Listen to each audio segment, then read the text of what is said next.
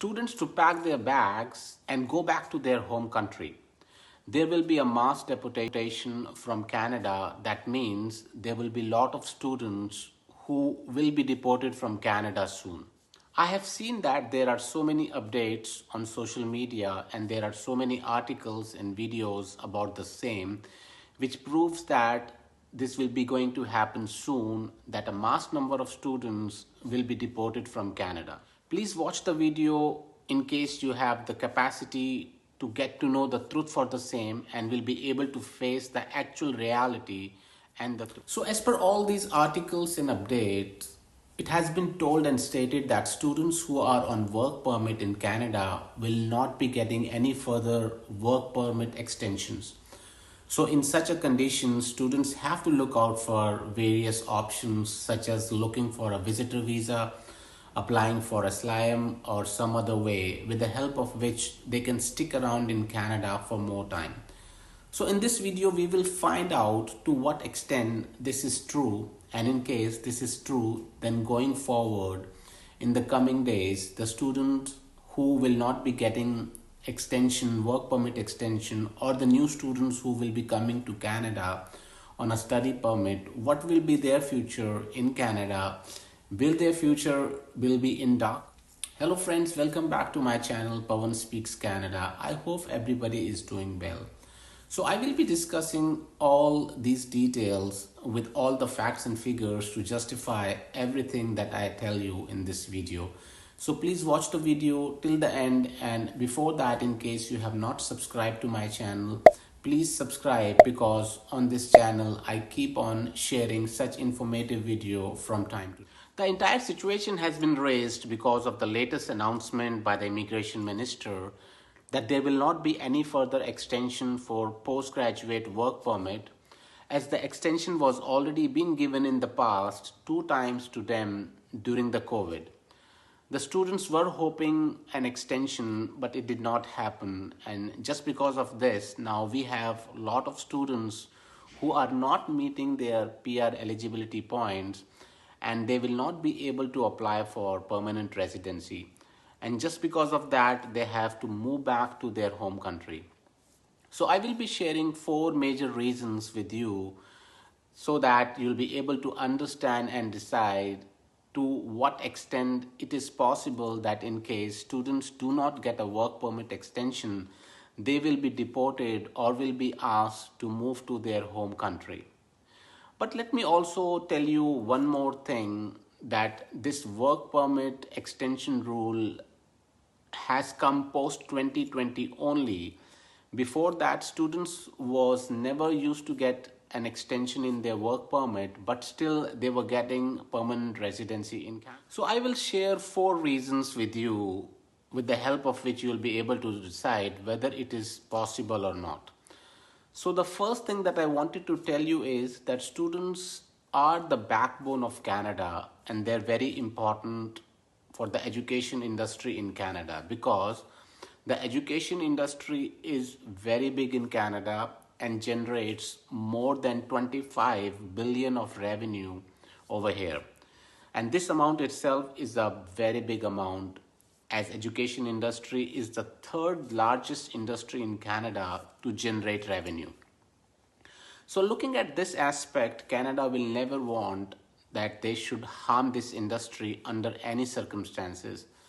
Let's look at the situation in case any student who comes to Canada does 3 years of study and also another 3 years for which they get a work permit. So overall, students spend somewhere around 6 years in Canada. So after spending 6 valuable years in Canada, if they have to move back, then it will be a very difficult for them. And also, everybody understands that, for that matter, Canada also knows about the same. And in case student faces any issues concerning settling down in Canada, it will have a major impact on the education industry in Canada.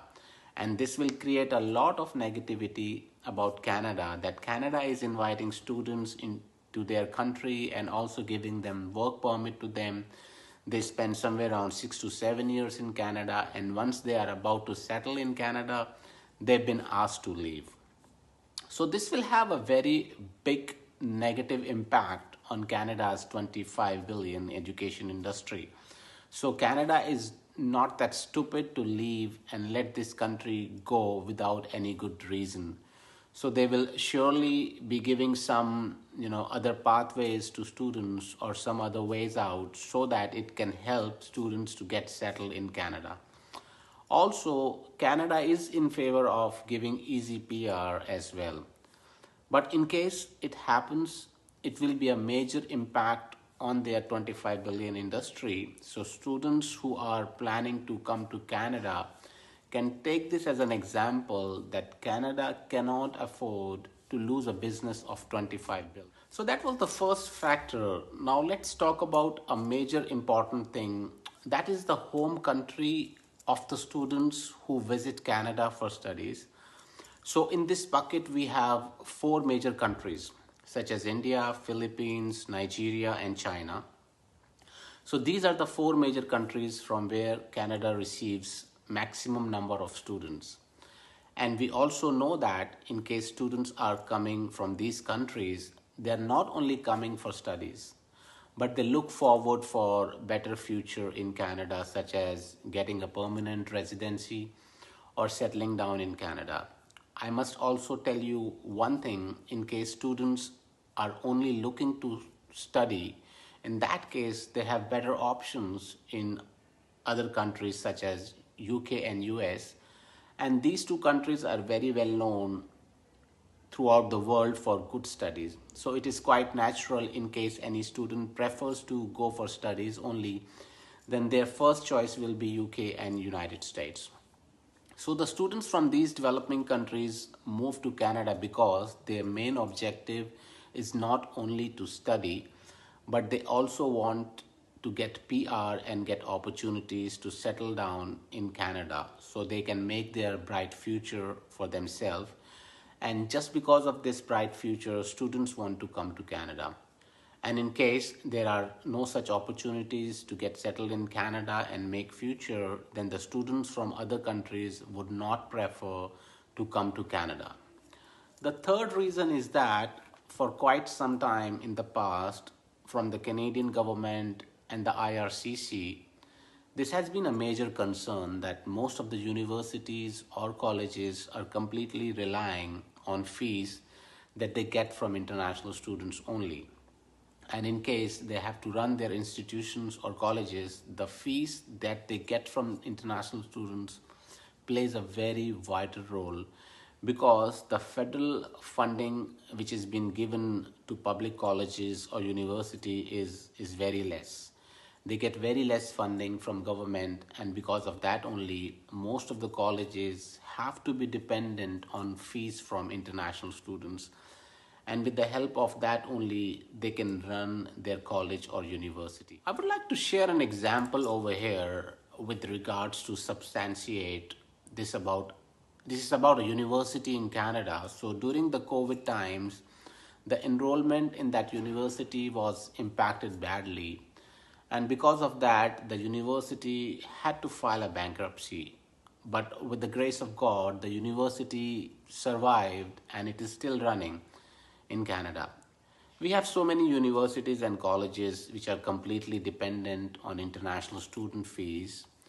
If they do not enroll students and get fees, they will be completely bankrupt or they have to shut down. So, in case students do not prefer to come to Canada and get enrolled themselves in these colleges or universities, then it will be a major problem for these colleges and university. And also, in case we compare the fees between the domestic student and international students, there is a major big difference in the same. For domestic students, the fees are between 3,000 Canadian dollars to 4,000 Canadian dollars, but for international students, it is between 15,000 to 30,000 Canadian dollars based on different universities. So if we try to compare international students, they pay at least 5 to 10 times more than the domestic students. So international students play such a big role in running their colleges and universities, and these colleges and universities will never want that Canada should deprive these international students in any way so that they don't get attracted towards them. So for them, it is a very big factor because of which IRCC or the Canadian government has to think about in deep before making a decision. So the last factor is the biggest factor of all, as Canada has kept a target of 50 lakh people to whom they will be giving PR, and this target cannot be achieved without contribution from students, people who are on work permit or working in Canada, and also the international students to meet this target of 50 lakhs. Canada cannot invite immigrants from any other countries or outside of Canada. So meeting this 50 lakh target, Canadian students and workers in Canada will be having a major contribution for the same. On the other side, this is a little different that in the coming days, Canada will be introducing and paying attention towards category based draw. We have already started noticing STEM based draws and category based draws, also the healthcare worker draws. So, in all the occupations where there is a shortage of resources, they might be giving preferences in terms of giving the permanent residency to them on priority. But this is not possible to meet the target of 15 lakh PR without international students and workers. So with the help of these four factors, I believe that rumors which are going around that there will be a mass deportation and students will be sent back, and in case they do not get an extension, what they will do. So there is no such thing happening. The only one important thing that I wanted to point out is that everybody cannot get a permanent residency, and there is no doubt about it. And in case you go to Canada for any reason, such as a student or on a work permit, it is not mandatory that you will get a permanent residency. It is your responsibility that whatever is their PR criteria, whatever points you have to maintain, you have to fulfill those criteria. Either you have to choose your study program or your choice of industries should be in such a manner that you become a part of their workforce. So whatever PR criteria they have, you have to fulfill that eligibility criteria and you get your permanent residency, and it will be completely your responsibility. And as I mentioned, everybody cannot get a PR, but the people who are creating these rumors that there will be a mass deportation of students and they will be kicked out, there is no such thing that I see which is happening.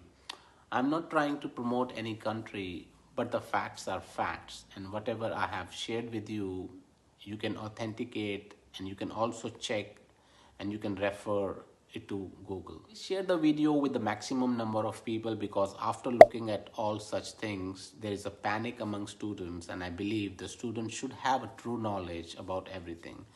Thank you for watching Pawan Speaks Canada. See you soon in my next video. All the best. Thank you.